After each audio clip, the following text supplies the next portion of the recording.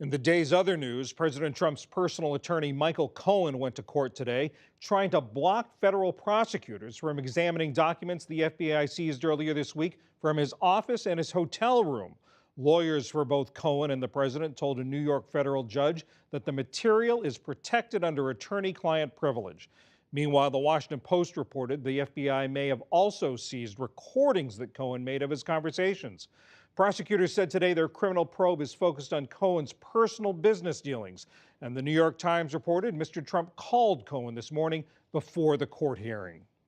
The United States and Russia traded barbs at the UN Security Council today over a suspected chemical attack in Syria. U.S. Ambassador Nikki Haley said the United States, France, and Britain have proof that Syria's military launched the attack with Russian support. Haley and the Russian ambassador argued over a possible U.S. military strike to retaliate against Syria. It is Russia alone that has stopped at nothing to defend the Syrian regime's multiple uses of chemical weapons. Should the United States and our allies decide to act in Syria, it will be in defense of a principle on which we all agree. We continue to observe dangerous military preparations. Such a development is fraught with grave repercussions for global security, especially in the light of the Russian military deployment in Syria. Today, Russia's military said Britain staged the chemical attack. A British envoy called the charge a blatant lie. It's been another violent Friday on the Israeli-Gaza border. Gaza's health ministry says Israeli forces shot one man dead. Nearly 1,000 others were hurt, including more than 220 wounded by live fire. Some Palestinians burned tires and tried to breach the border fence. They're protesting the decade-old blockade of their territory. Members of the Trans-Pacific Partnership reacted cautiously today to word of President Trump's apparent willingness to rejoin the trade group. He withdrew the United States from the deal after taking office, calling it unfair and a disaster.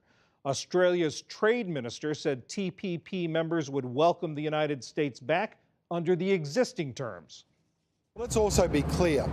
I think it's very little appetite among the TPP 11 countries for there to be any meaningful renegotiation or indeed any substantial renegotiation of the TPP 11 at all. The president tweeted today that he'd only consider rejoining the trade pact if there was a substantially better deal.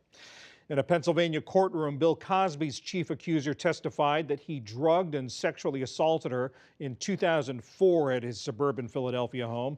Andrea Constand took the stand in day 5 of the Cosby retrial. She is the 6th woman to testify against the 80-year-old comedian. Cosby's first trial ended with a hung jury in June 2017. President Trump has ordered a task force to review the U.S. Postal Service and its finances.